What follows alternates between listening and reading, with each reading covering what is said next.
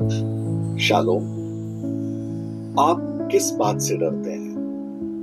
भय क्यों होता है? भय किसी विचार से, किसी चीज को खोने के विचार से होता है। इसमें किसी का जीवन, प्रियजन, धन संपत्ति, स्वास्थ्य खोने शामिल हो सकता है। संक्षेप में किसी भी ऐसी चीज को खोने का विचार जो हमें प्रिय है, भय का कारण बनता है।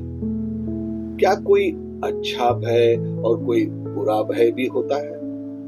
बुरा भय किसी चीज से, ऐसी चीज को खोने का भय है जो अंततः खो ही जाएगी। अच्छा भय परमेश्वर का भय है। नीति वचन 1 का 7 कहता है, प्रभु का भय ज्ञान की शुरुआत है, लेकिन मूर्ख लोग ज्ञान और शिक्षा को तुच्छ जानते हैं। और फिर नीति वचन 8 का 13 में यह कहा गया है, प्रभु का भय बुराई से घृणा करना है। मैं घमंड, अहंकार और बुराई के मार्ग और टेढ़ी मेढ़ी बातों से घृणा करता हूं। जब भय शब्द का इस्तेमाल होता है, आमतौर पर विनाश, हानि, अराजकता आदि की तस्वीर पेश करता है। यह एक घबराहट की भावना लाती है जो भय के साथ आती है, लेकिन यह उस तरह का भय नहीं जिसके बारे में नीति वचन में कहा गया है। नीति वचन 19 का 23, यहोवा का भय मानने से जीवन मिलता है और जो इसे रखता है वह संतुष्ट रहता है, उस पर कोई विपत्ति नहीं आती। प्रभु का भय प्रेम से उपज है। हमें परमेश्वर की शक्ति और अधिकार का सम्मान करना चाहिए, इसीलिए नहीं कि वह हमसे नाराज होंगे, बल्कि इसलिए कि हम उसे प्रसन्न करना चाहते हैं। इसे श्रद्धापूर्ण भय कहा जाता है। आमतौर पर लोगों के साथ सांसारिक रिश्ते में भी जिनसे हम वास्तव में प्यार करते हैं, हम उन्हें चोट पहुंचाने से डरते हैं। हमें स्वर्ग में रहने वाले प्यारे और अद्भुत पिता को चोट पहुंचाने से कितना अधिक डरना चाहिए।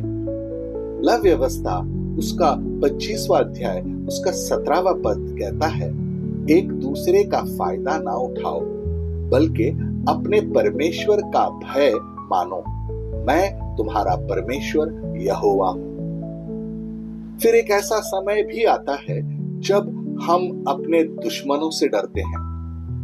हमें डरने की जरूरत नहीं है। हमें बस परमेश्वर के वादों पर इंतजार करना है।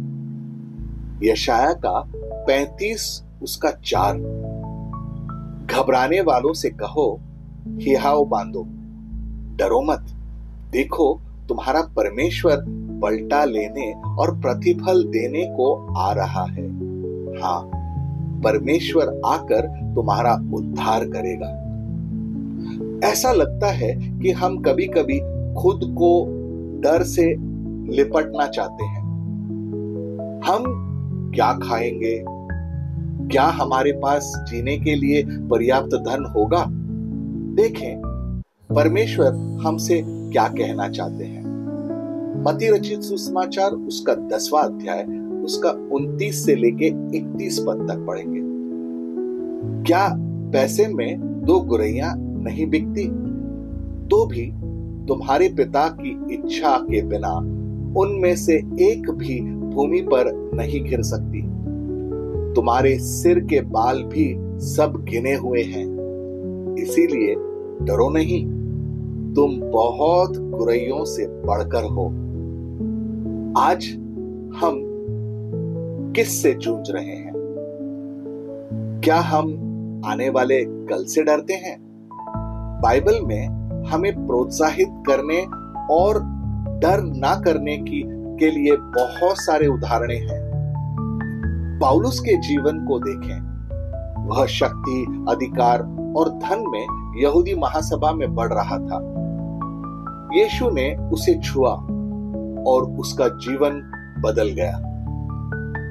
वह कुछ अन्य लोगों के साथ एक रोज कैसर के सामने मुकदमे का सामना करने के लिए रोम जा रहा था और जिस जहाज में वह सवार थे वह एक भयंकर तूफान में फंस गया।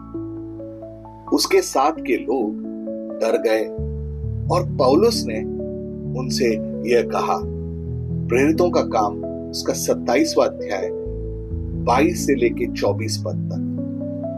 परंतु अब मैं तुम्हें समझाता हूं कि धाड़स बांधो, क्योंकि तुम में से किसी के प्राण हानि न होंगे, केवल जहाज की। क्योंकि परमेश्वर जिसका मैं हूं और जिसकी सेवा मैं करता हूं, उसके स्वर्गदूत ने आज रात मेरे पास आकर कहा, हे पौलुस मत डर, तुझे कैसर के सामने खड़ा होना अवश्य है। और देख, परमेश्वर ने सबको जो तेरे साथ यात्रा कर रहे हैं तुझे दे दिया है। कौन सा डर हमें चिंता में डाल रहा है?